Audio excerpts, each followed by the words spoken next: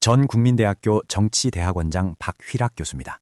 저는 최근 14편의 영문 논문과 2권의 영문 저서를 발간하였듯이 북핵에 관하여 오랫동안 연구해왔습니다. 중요 안보 문제를 AI 기술을 활용한 목소리와 영상을 중심으로 설명드리겠습니다. 안녕하세요.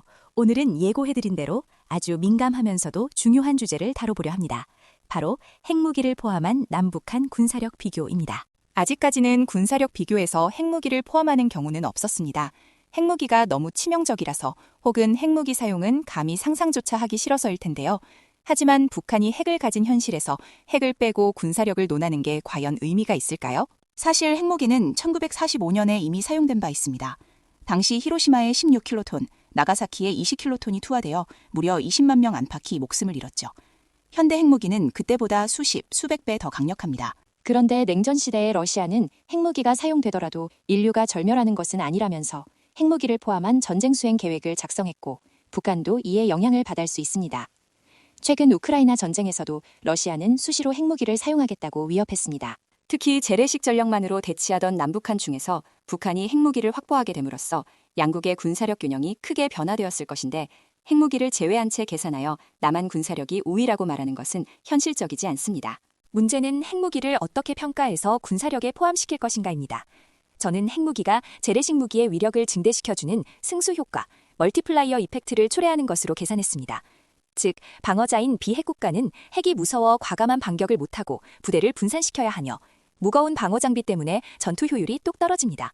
대신에 공격자인 핵 보유국은 안되면 핵 쏜다는 배짱으로 훨씬 과감하게 밀고 들어옵니다.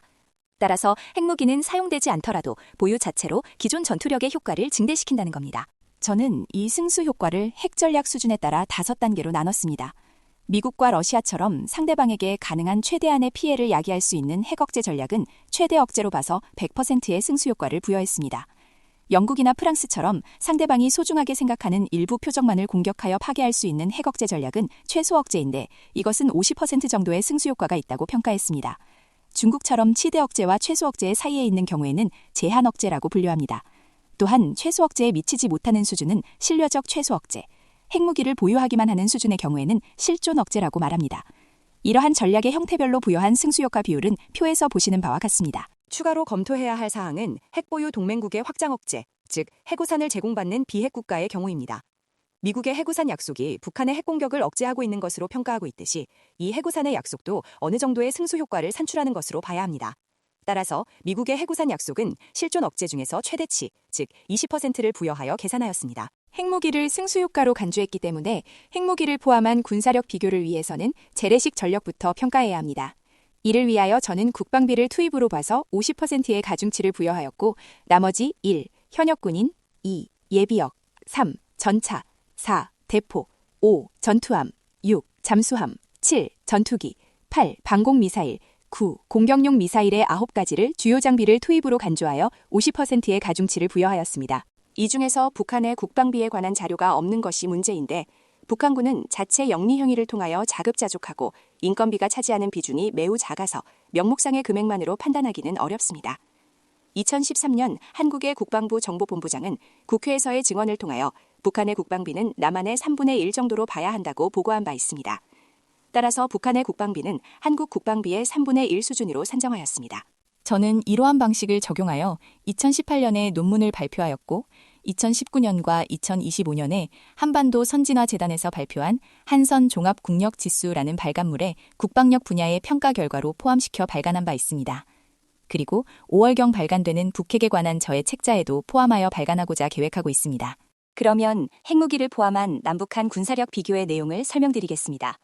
주요 장비는 가장 권위 있는 각국 군사력 현황 자료인 영국 국제전략문제연구소의 밀리터리 밸런스 2025의 자료를 적용하였습니다. 그리하여 산출된 남북한 군사력 비교는 보시는 바와 같습니다. 결과를 보면 재래식 전력의 경우 남한과 북한은 900대 776, 백분율로 보면 100대 86으로서 남한이 다소 우세한 것으로 평가되었습니다. 다만 단기전에서는 이미 확보해둔 주요 무기와 장비가 중심이 되기 때문에 산출만을 고려할 경우 남북한은 900대 1252, 백분율로 나누면 100대 139로 북한이 다소 우세합니다. 이제 핵무기를 포함시킬 차례입니다. 북한이 보유하고 있는 핵전력은 최소 억제 수준에 해당되는 것으로 평가하여 50%의 승수를 부여하였습니다. 한국의 경우 자체의 핵무기는 보유하고 있지 않은 상태에서 미국의 핵 확장 억제를 약속받고 있기 때문에 실존 억제의 최대치인 20%의 승수를 부여하였습니다. 그렇게 되면 남북한의 군사력 지수는 1080대 1164, 백분율로는 100대 108로서 북한의 군사력이 남한보다는 다소 우월합니다. 다만 미국의 핵 확장 억제가 제공되지 않을 경우 남북한의 군사력 균형은 900대 1164, 백분열 100대 129가 되어 북한이 30% 정도 군사력이 강한 결과가 도출됩니다. 나아가 군사력의 산출 분야만을 고려하는 단기속 혈전의 경우 이 격차는 더욱 커져서 남북한의 군사력 균형은 1080대 1878, 백분율로는 100대 170으로 북한이 남한에 비해서 70% 더욱 강한 군사력을 보유하고 있다는 결과가 나옵니다. 결론적으로 핵무기를 직접 쏘지 않고 그 존재만으로 발생하는 승수 효과만 따져도 북한의 군사력은 우리보다 30%에서 많게는 70%까지 강하다는 분석이 나옵니다. 북한이 핵을 초반부터 사용한다면 이런 계산 자체가 무의미해질 정도로 격차는 벌어지겠죠. 우리가 왜 핵 억제력과 동맹의 목숨을 걸어야 하는지 이 수치가 증명해주고 있습니다. 오늘 내용이 유익하셨다면 구독과 좋아요 부탁드립니다.